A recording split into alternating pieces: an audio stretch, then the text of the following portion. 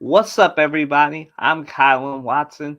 Welcome to the NBA Play In Tournament Preview episode of the Sports Hour Plus with Miller and Watson. Thank you so much for tuning in. It's great, great time, and we thank you so much for tuning in. As you can see, I am solo dolo today. Morgan had to work, and someone had to do this play in preview edition. And so here I am. Here I am. And as you can see right here, tonight we start the Western Conference edition of the 2024 NBA Play In Tournament with the Pelicans and the Lakers going first at 7:30, and then you have the Kings and Warriors following that up at 9:30, 10 o'clock. So excited to get into these games with you guys, and make sure that you follow us before I get into it. Um, Morgan is at M India Miller, and I am at Kylan W Watson. Again, like I said, Morgan had to work, so I am here solo dolo. Thank you so much for coming through. What's up, Josh? Thank you for tuning in. Yeah, soloing it today. But Morgan will be back for the episode later in the week, which will either be Thursday and Friday, and we'll get into whatever happens in these next 2 days in that episode as well. So, with all that said, thank you all for tuning in to Sports Hour Plus with Miller and Watson, where we try to give you your sports news, and in this case, preview these NBA Play-In Tournament matchups in about an hour plus. So thank you so much for your view. And don't forget to share this, like, comment, and subscribe. Definitely get us some more views.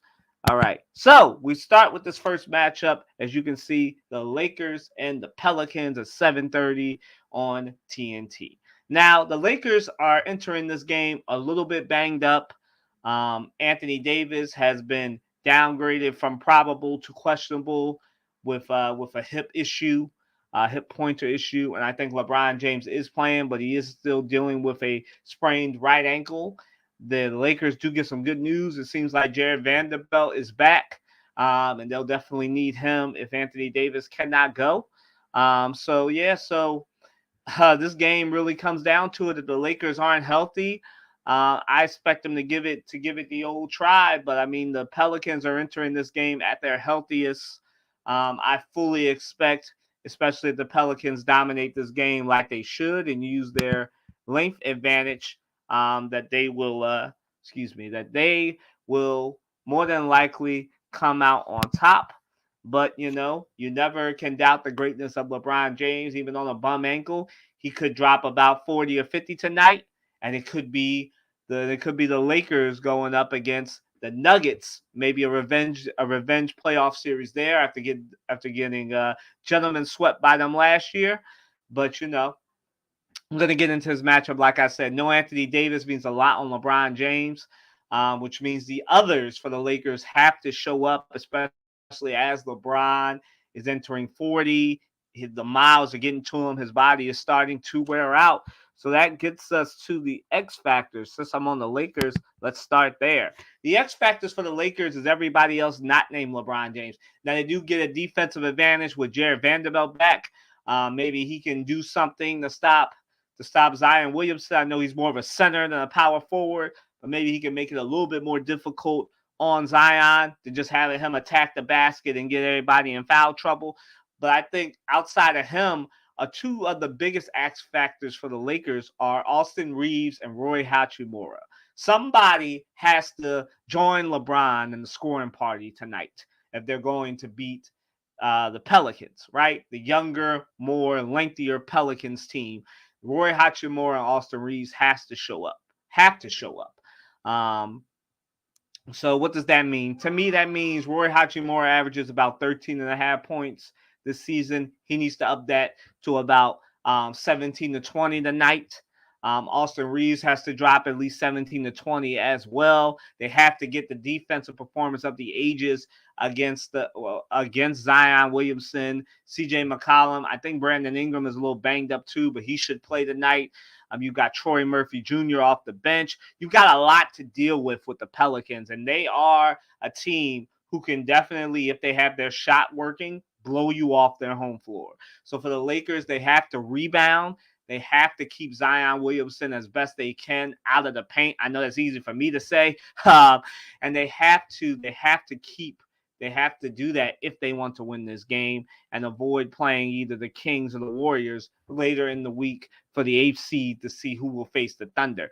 Now, if you look at this game, right, for the Pelicans, I just ran through it. For the Lakers, the X factors are Jared Vanderbilt. He has to give them something on defense, especially against Zion Williamson. Roy Hachimura and Austin Reeves on the offensive side for Lakers fans. I know that they gave Austin Reeves a lot of money and Roy Hachimura as well. So you want some return on your investment. So you need at least 15 to 20 points from both of them to help LeBron out. If you probably want at least 25 or 28 from one of them, because you're probably going to get at least 30 from LeBron. So you need about 25 to 30 points from one of those two players. And whichever one doesn't join LeBron in the scoring party, get at least 15 to 20. And that's what I think it'll take. A defensive masterpiece from Jared Vanderbilt on Zion Williamson, offensive explosion from both Hachimura and Reeves, and probably another person joining them in the fourth as the fourth scorer for them to beat the Pelicans. Yes, without Anthony Davis, it's going to take LeBron James going God mode for them to win this game, to me. For the Pelicans, you have to get a good performance from CJ McCollum. Now, like I said, Brandon Ingram, it seems like he's dealing with an injury. I know some people are probably half jokingly saying, well, when is Brandon Ingram not injured? He's actually been pretty good and pretty healthy this season. So that's pretty good. It is a contract year for him, so he does have a little bit of motivation there. But I think of all the stars on that team, you've got Herb Jones, you've got Zion Williamson, you got Brandon Ingram, you've got off the bench Troy Murphy Jr. I think the biggest X factor is somebody who I haven't even mentioned yet, CJ McCollum. CJ McCollum, right? He has to at least drop 15 to 20 points tonight for the Pelicans to have that balance scoring that they always get. Zion Williamson is going to get his.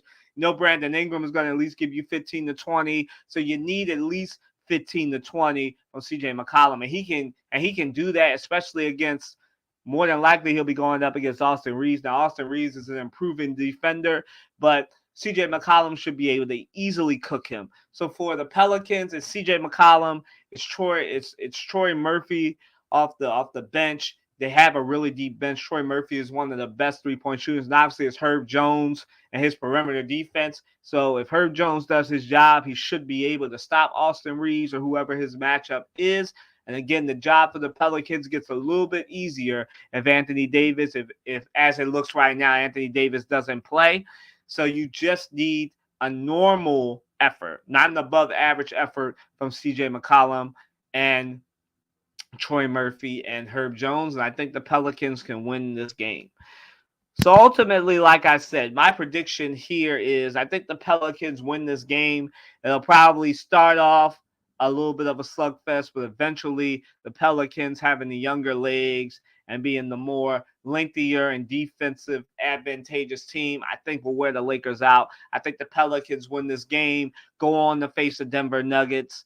I think that will be a really good series. And again, if LeBron James turns back the clock and goes God mode, even on a bum ankle, then it could be a revenge series for the Lakers against the Nuggets. I could totally see that. But I think I'm going with logic here, and I think the Pelicans will win this game probably at least by at most 8 to 10 points. If they get the three-point shooting that they've been getting, maybe by even more than that, 15 to 20. But I think this will be a closer game than most people think. So I'm going Pelicans score-wise. I think I'll go Pelicans 112, Lakers 102. And then the ultimate question for you, especially because whoever wins this game goes on and faces the Nuggets over the weekend. Can either of these teams beat the Denver Nuggets? I don't think so.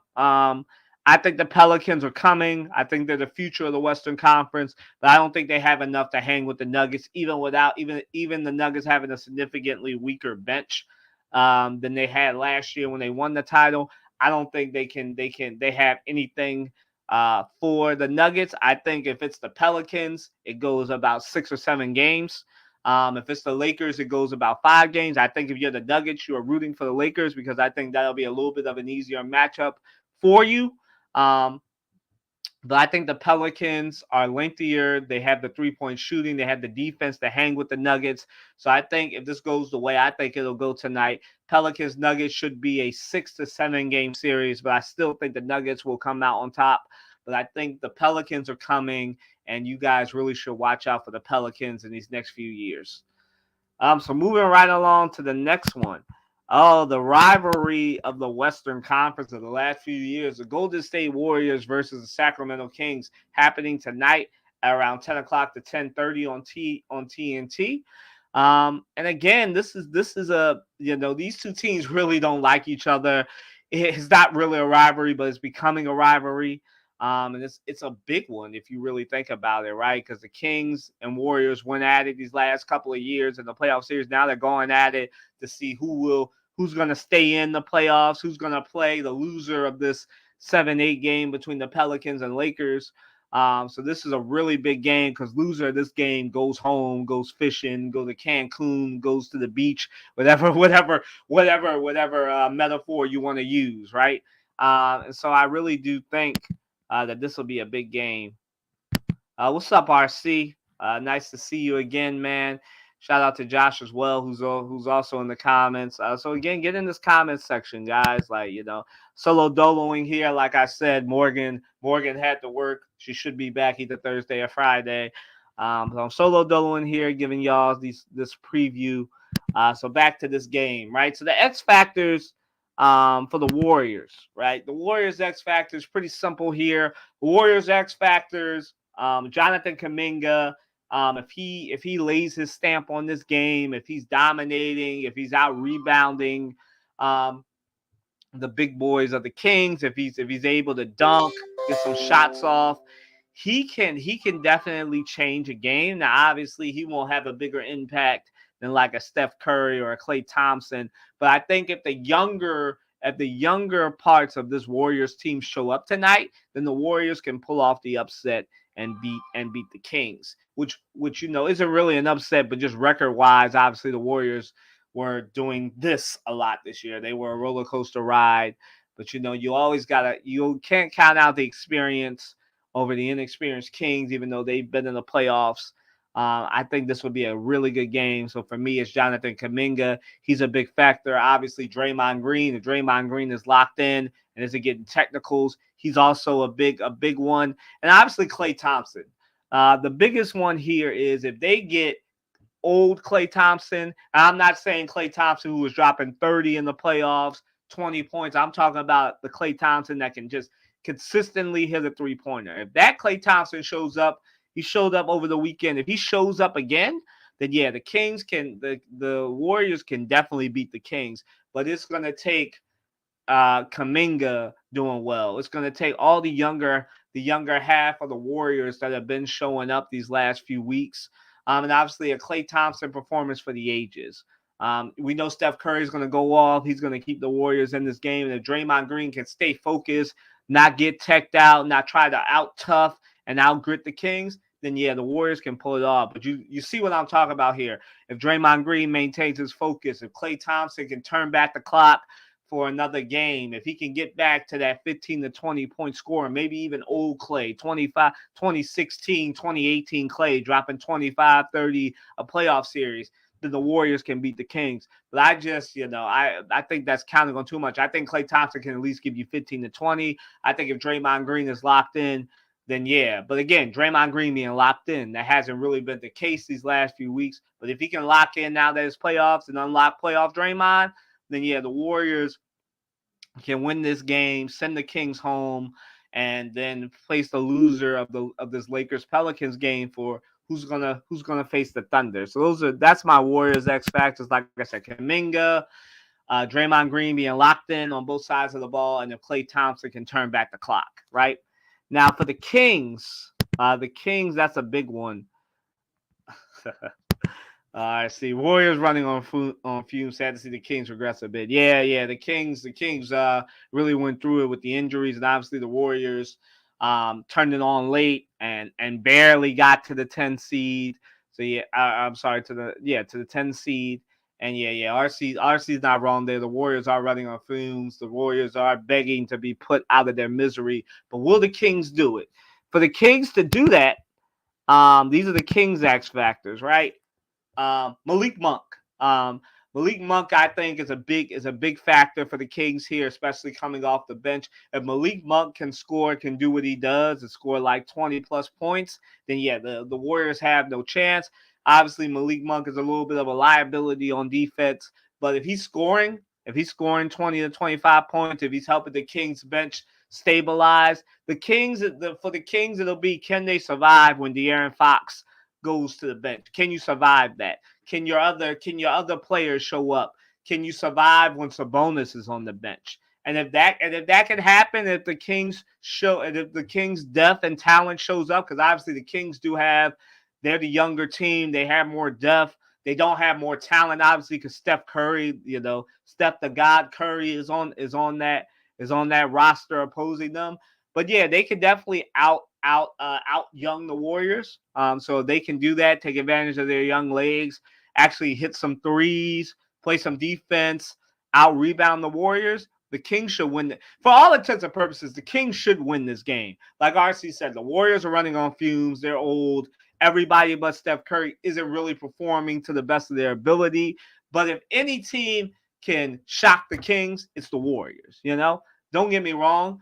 I am totally let me not get ahead of myself. So it's Malik Monk and the rest of that bench of the Kings. If the Kings bench shows up and does better than the Warriors bench, then the Kings should win this game. Obviously, when you have De'Aaron Fox and Sabonis, you should be able to win this game.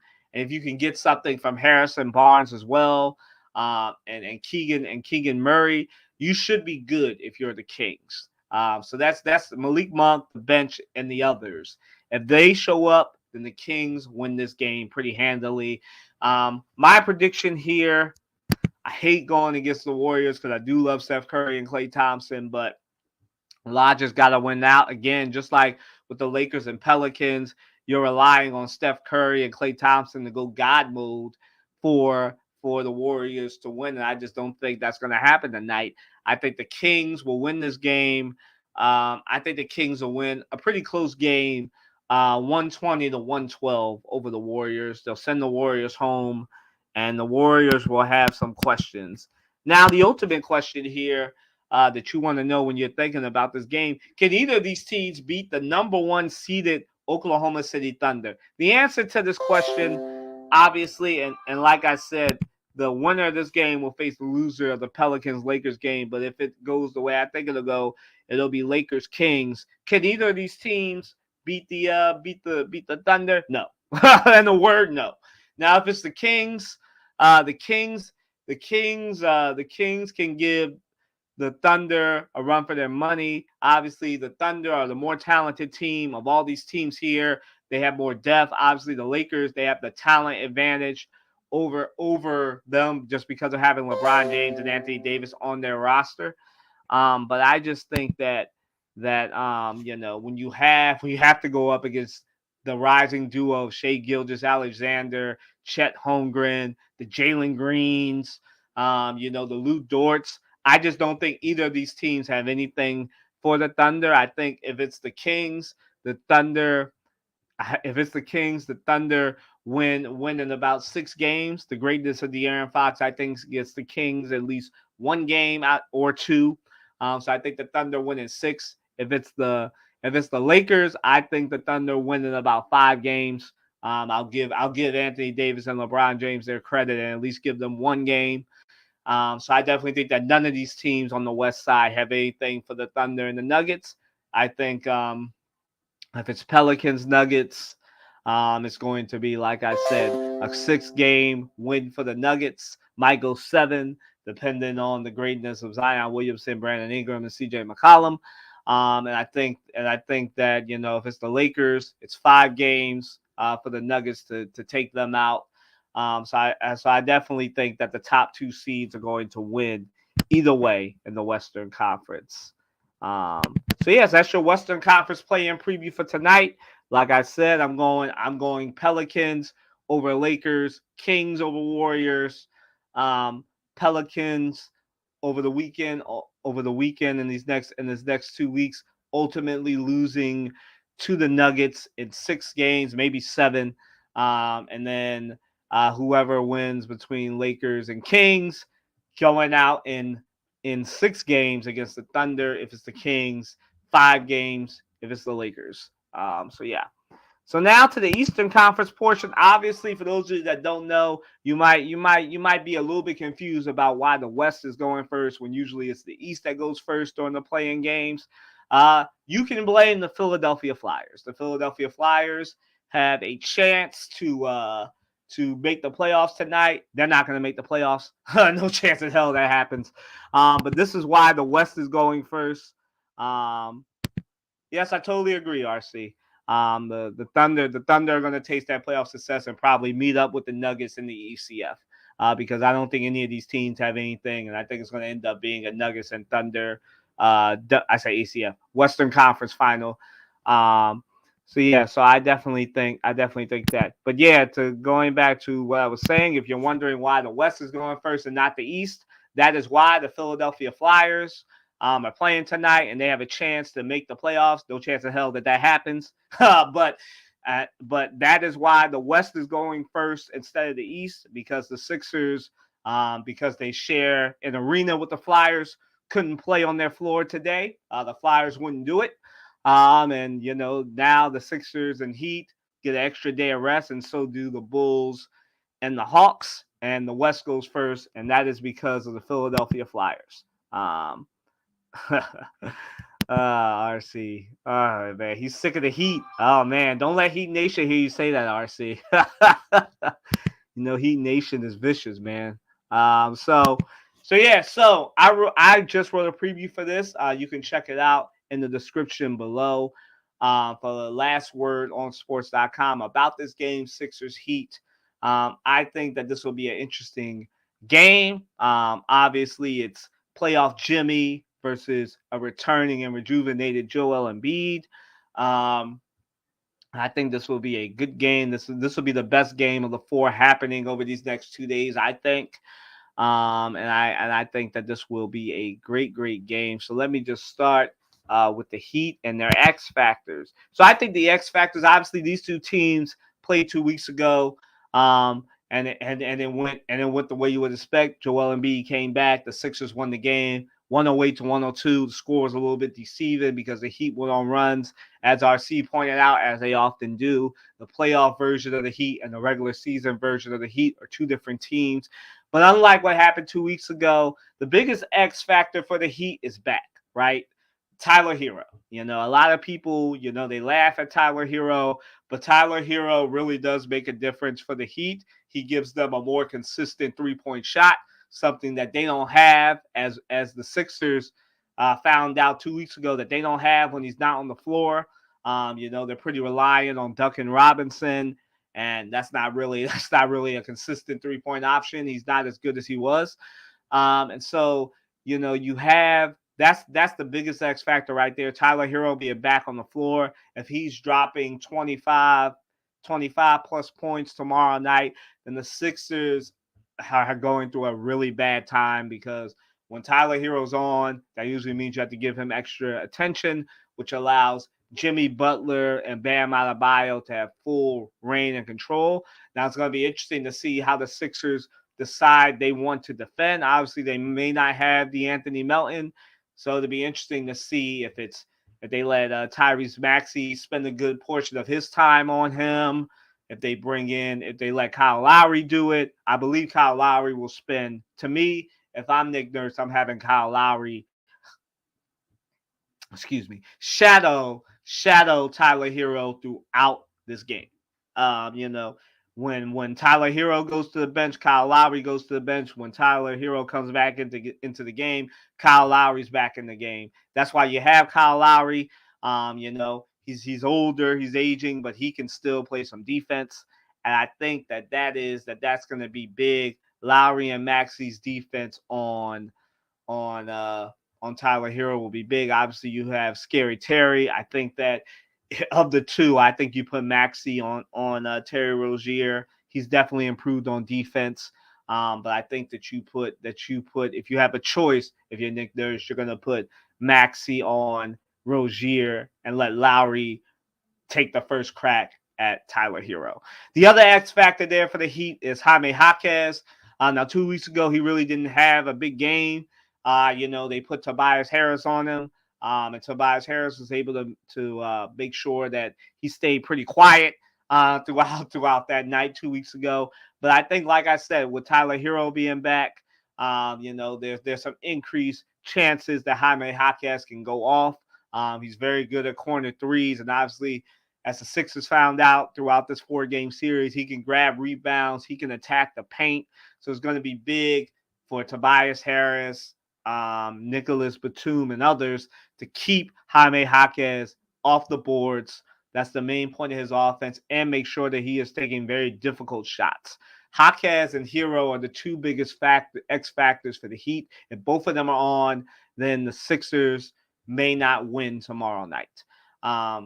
And that's just what it is. If Jaquez and Hero have big games, I think the Sixers are in for a bad time. But if the Sixers can keep them both relatively quiet, and obviously when you have Jimmy Butler and Bam Adebayo as your main two stars, they're both going to get theirs. But if they can find a way, Adebayo is going to be handled by Joel Embiid. So ultimately, if Kelly Oubre, Nick Batum, and others can keep Jimmy Butler, can keep playoff Jimmy, not as loud as he usually is in the playoffs, then I think the Sixers can have a good chance. But ultimately, it does rely on, can you keep Tyler Hero in check, and then can you keep Jaime Jaquez in check and off the boards? So it's going to be important for the Sixers to grab rebounds, gang rebound, keep the Heat off the boards, and find some way to keep Tyler Hero and Jaime Jaquez in check. So the X factors for the Sixers, I mentioned these two already: Kelly Oubre Jr. and Tobias Harris. Kelly Oubre Jr. He spent a lot of time 2 weeks ago on Jimmy Butler, and he will probably draw that main assignment of guarding Jimmy Butler, and it will be important for Kelly Oubre's length and his time and his ability to get timely steals to be important. And he has to do all that without fouling. Now, if he can do all that without fouling and I spent a portion of the article talking about this. If you can keep Jimmy Butler off the foul line and have him rely just on his offense, he will literally decrease his effectiveness, because if he's not getting to the line, he's not as effective, right? So if he's just relying on his jump shot and his ability to overpower people, and he can't really overpower Kelly Oubre. So I think Kelly Oubre's two-way ability will be important there, keeping Jimmy Butler relatively in check as best you can during the playoffs, and also joining Joel Embiid and Tyrese Maxey and at least scoring 18 to 25 points. That's the magic number for Oubre. If he's scoring 18 to 25 points and also doing his damnedest to keep Jimmy Butler as in check as possible, and by in check I mean last 2 weeks ago, Jimmy Butler only scored 20 points. That's what I mean. If he can keep Jimmy Butler at the 20 to 25 to 28 point range, then that's a good thing for the Sixers. The other guy, a guy who I know Sixers fans can't wait to get rid of, but this is important: Tobias Harris. Tobias Harris is very important. Those of you may not know this stat. I found this stat yesterday when I was doing my research for the article. But the Sixers are 101 and 67 when Tobias Harris scores at least 20 plus points a game.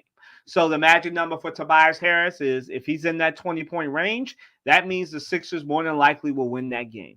So again, I think that since Tobias Harris, the one thing that he does do is he does play defense, and he does shut down the second and third options on other teams. So I think if he's doing a good job keeping Jaime Jaquez off the boards and making him take difficult shots, getting those rebounds and playing aggressively, this is the most important part. And aggressive Tobias Harris is great for the Sixers. So if he's playing aggressive, if he's hitting his corner three-pointers, if he's taking Jaquez off the dribble and getting those easy two-pointers, and he's at least in that 20-point range, then the Sixers win that game.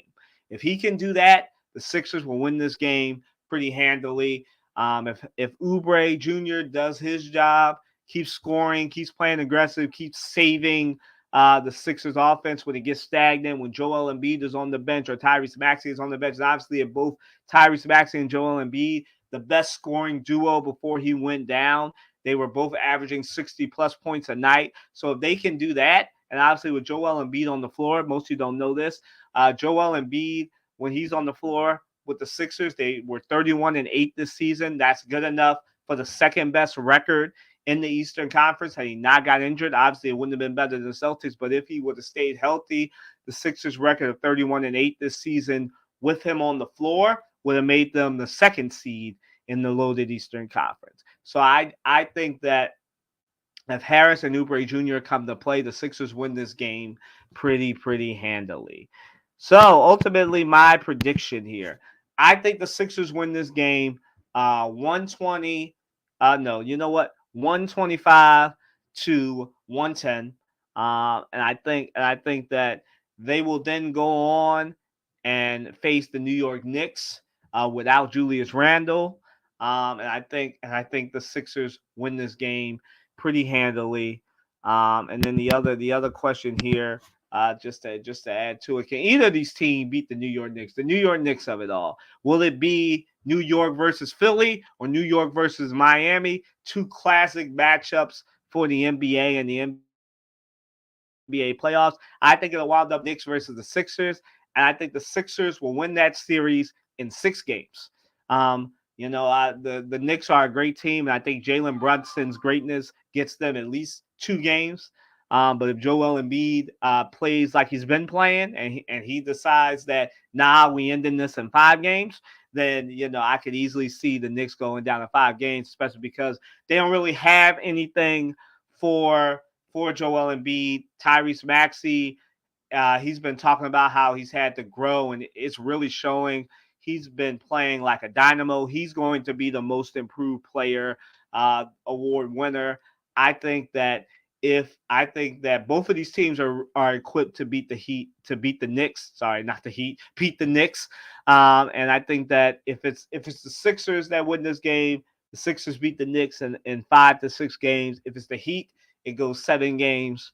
But I just think that the Sixers will beat the Knicks in 6 games. And if Joel Embiid decides that he wants to go God mode in the playoffs, 5 games. But yes, either one of these teams could beat the Knicks in the next 2 weeks. So to the next game, Hawks versus Bulls. Loser goes home. I think this is an interesting matchup, right? Because you got two teams that have basically been dead in the water all season. But somebody had to get in that 9 to 10 seed. And so I think this will be an interesting game. Hawks X factors. DeJounte Murray and Bojan Bogdanovic. I think that DeJounte Murray has to put his stamp on this game. I think that if the rumors are true, most of you have probably been hearing these rumors that Trae Young will be out this summer. Just because, there's been rumors that he's not really gelling with his new teammates, that the DeJounte Murray, Trae Young thing hasn't really been working. We will see, but I think DeJounte Murray will be a key here, and so will Bogey. They both of them, especially DeJounte Murray, has to at least score 28 points. We know Trae Young's going to get his. He's going to at least drop 30 or 35. So I think if DeJounte Murray can score at least 28 to 30 as well, then that's a good indication for the Hawks, and they can win that game. And obviously, but Bogdanovic as well, he's got to at least score 15 to 20 as well. He hasn't been the same since injuring his leg. These leg injuries with these basketball players hasn't really been the same, but he can still turn back the clock when need be in the Bulls. The perimeter defense, especially without Zach LaVine. I believe Zach LaVine is done for the season. Especially without Zach LaVine, they don't really have the perimeter shooting, so the Bulls can be had if you have good 3-point shooters, which the Hawks do have. They have 3 really good shooters in DeJounte Murray, Bogdanovic, and Trae Young. So I think if Murray and Bogdanovic can hit their shots, then the Hawks can win this game. On the Bulls side of it all, it's Kobe White I'm gonna leave DeMar DeRozan out because he's a superstar, and we expect all of us, if you're a basketball fan and you know who DeMar DeRozan is, you know he's probably gonna drop at least 30 tomorrow. So Kobe White will be a big factor for the Bulls. If Kobe White can continue his tear and continue to score at least 20 or 25 points, then the Bulls should be in good shape. And if they can get a third scorer to show up, they should be good. I'm looking at you, Ayo Dosunmu, at least 15 to 18 points. I think the Bulls can win, but they need Kobe White to show up. They need somebody to cook Trae Young, because Trae Young, he can play okay defense, but he's not really a good defender. So I think if Kobe White can attack the paint, can hit his shots, I think the Hawks can be had there. My prediction here is I think the Bulls at home. I think the Bulls will win, send the Hawks home with some questions. I think the Bulls will win a close game. I think the Bulls win 104 to 101. And then I think that it'll be Bulls Heat for the 8th seed who will face the Celtics. And I think the Heat will win. And then they'll go on to face the Celtics. Oh, we got a comment.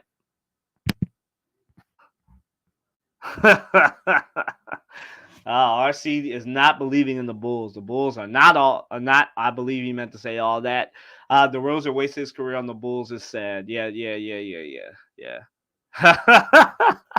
He says he'll never trust the Bulls franchise again. Well, I mean, look, man, it's two. Like I said, it's two teams that were bumming it throughout the season, and you just gotta pick which one you trust more to not bum it when it matters the most, to not be a bum, right? And I think the Bulls at home will be a little bit tougher for the Hawks to handle. But hey, like I said, Trae Young can continuing with the consistency. If Trae Young goes God mode, like I said, he can just as easily get the Hawks to beat the Bulls and go on and face the Heat, and then that'll be an even more interesting series. So you just gotta pick which one of these teams do you believe won't turn into the pumpkin at the last minute, and that's a hard call between the Hawks and the Bulls. But can either of these teams, and I'll include the Heat here as well, beat the Celtics? No, I don't think any of these teams. I don't think the Bulls. I don't think the Hawks. I don't think the Heat can beat the Celtics. I think the Celtics are praying that the Sixers win tomorrow night, so they don't have to have the 1-8 matchup that hasn't happened since the bubble. I believe with the Celtics and Sixers. I think that they are praying that the Sixers win, so they don't have to see the Sixers at least until the second round of the ECF. So I think that the Celtics would want to see the Heat, the Hawks, or the Bulls. And I think either way, if it's Celtics Heat, I think that'll be a 6-game series with the Celtics ultimately winning, although it could go 7. And if it does go 7, then the Celtics will be right for the picking for whoever wins that 3-6 game between the Bucks and the Pacers. So it could totally go that way. We do not know. But they're totally right. I'm sorry, not for the 3-6, for the 4-5 matchup between the Cavaliers and the Magic. They will totally be right for the picking. But I think if it's the Bulls or the Hawks, if they wind up beating the Heat in the loser game, I think the Celtics win against both the Bulls and or the Hawks in about 5 games. They might even sweep both of them. But I think the greatness of DeMar DeRozan and Trae Young gets them at least 1 game against the Celtics.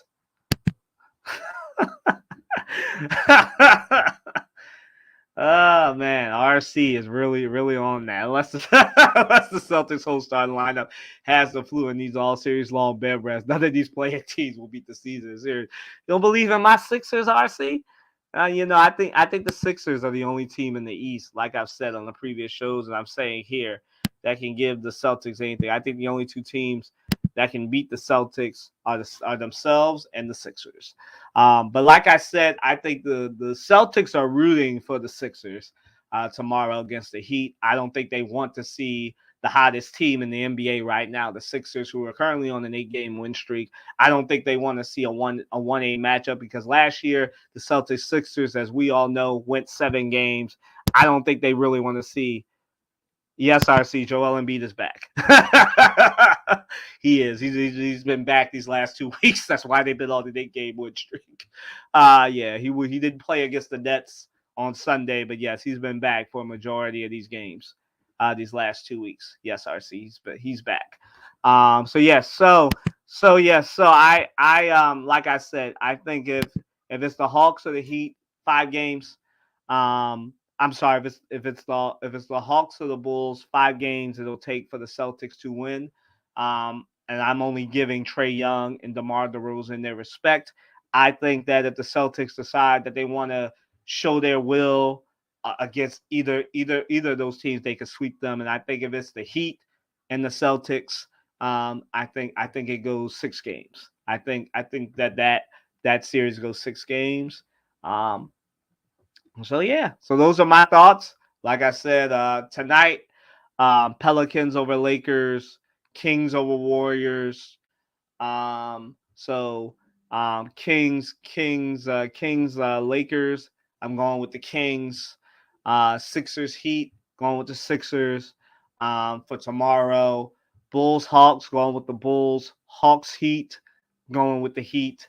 And then for more of my playoff predictions, definitely check out. Um, yeah, I know you were we were all most of y'all were in March Madness. I know that a lot of people missed that Joel Embiid's been back, but that's why me as a sports reporter and Morgan as well, we keep you update on that. Yes, Joel Embiid has been back these last 2 weeks, and that is why the Sixers have been on an 8-game win streak. No problem, RC. This is why this show exists. So yeah, guys. So that's it. That wraps up the play-in tournament edition of Sports Hour Plus with Miller and Watson. Definitely check us out either on Thursday or Friday afternoon, depending on Morgan's work schedule. We will be back for our full breakdown of what happened yesterday at the WNBA draft, what's going on with these NBA playoffs. The play-in games should be wrapped up. It should be the loser games by then. So we will definitely have you for that. It's basketball season. It's a great time for all basketball fans. Again, don't forget to follow us. I am at Kylan W. Watson on Twitter/X. Morgan is at M_India_Miller. And definitely love you guys. And we will definitely see you guys either on Thursday and Friday. Thank you so much for checking us out. Have a great rest of your Tuesday afternoon. See ya.